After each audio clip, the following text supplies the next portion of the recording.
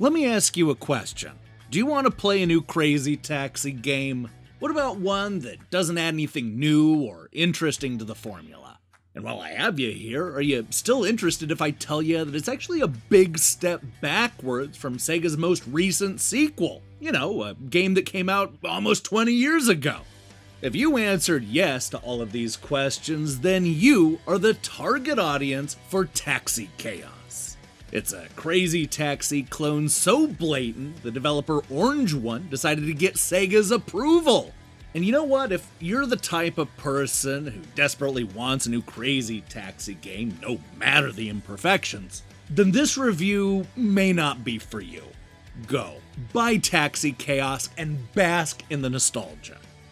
That said, everybody else should buckle up, because this is going to be a bumpy ride.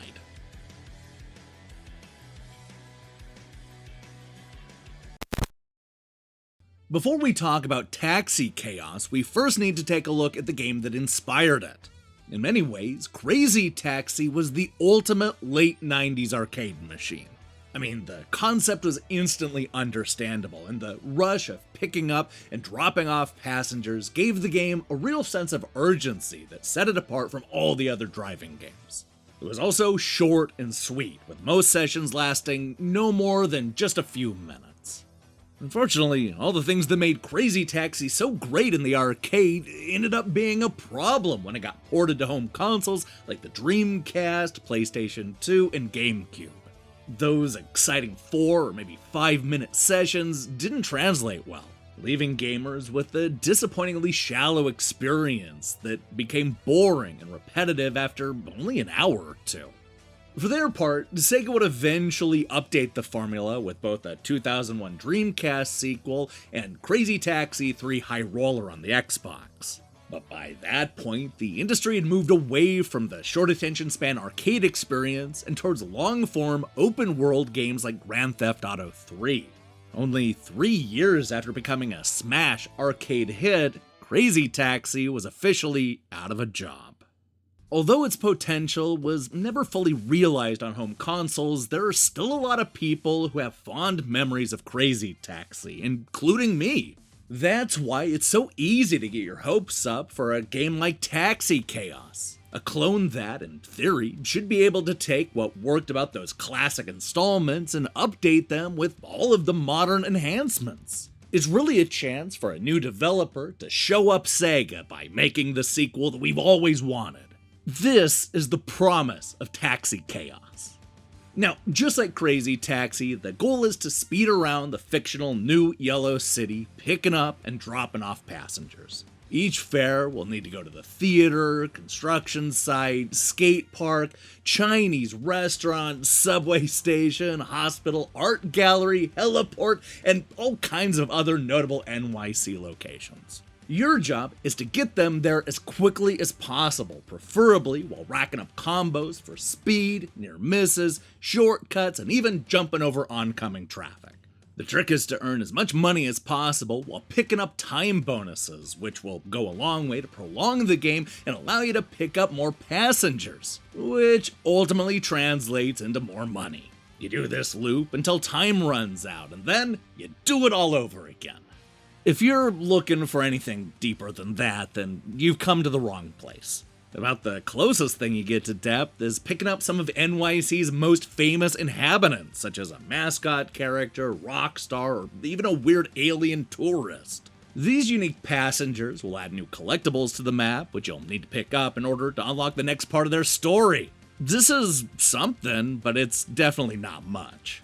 You see, a lot of the game comes down to completing a handful of challenges in order to unlock 7 different taxis. This involves driving a certain number of miles, collecting 100 fares, earning star ratings, and more.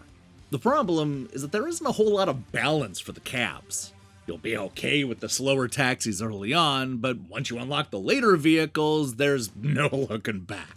In fact, I'd argue that it's nearly impossible to climb the leaderboard and earn those high scores with anything other than the 2 fastest taxis, which is just one of the many ill-conceived parts of the scoring system. There's also a frustrating lack of modes to play through. I suspect most of the time will be spent in the regular arcade mode, which is basically just a carbon copy of Crazy Taxi. Pro mode is essentially the same as the arcade mode, only without the arrow or any indication of where to go. This is made so much worse by the lack of an on-screen map or even a compass. You really do have to memorize every part of the medium-sized city in order to even stand a chance, which will require playing the other modes for hours on end. The easiest way to do this is in the free roam mode, which is the game's biggest missed opportunity.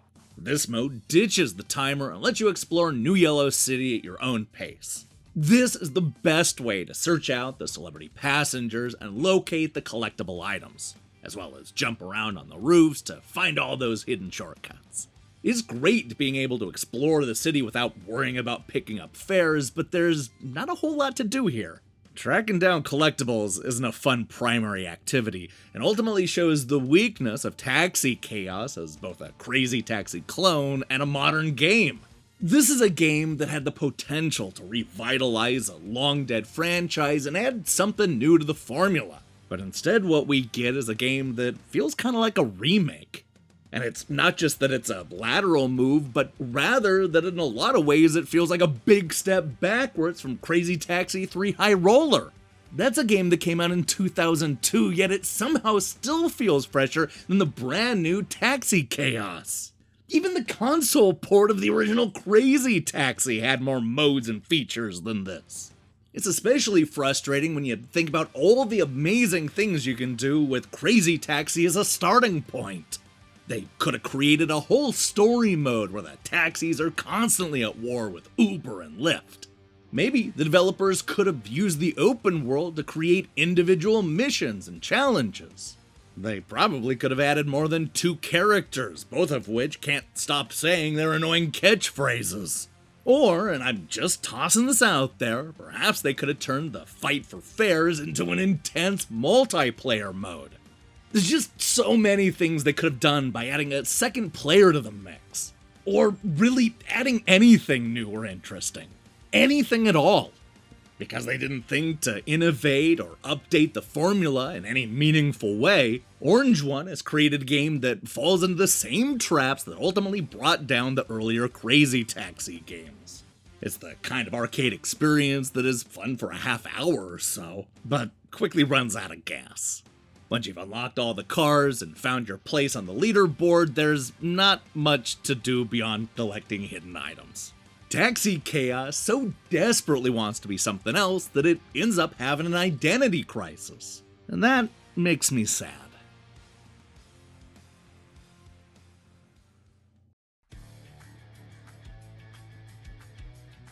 Taxi Chaos is the dive bar cover band version of Crazy Taxi.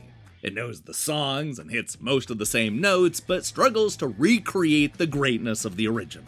Longtime fans of Sega's long-dormant franchise will get a kick out of picking up and dropping off passengers, but the nostalgia trip will quickly turn repetitious as you discover that this barebones package not only has nothing new or innovative to offer, but is also a big step backwards from the official Crazy Taxi sequels.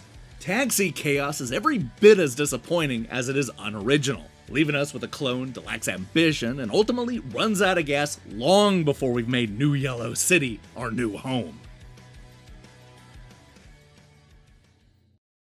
Hey, thanks for watching our review. If you liked what you saw here, then you should know that we post new reviews and features almost every day. Now, here's the question I have for you. What is your favorite Sega arcade game? Is it something like Crazy Taxi and House of the Dead, or maybe some really old school greats like Shinobi or Golden Axe? Let me see your picks in the comments below. In other news, we'll be back later this week with a review of Void Gore, followed by a new episode of Online Pass Replay and Defunct Games news. If that sounds good to you, then I strongly recommend you click that subscribe button and support what we're doing here. Until then,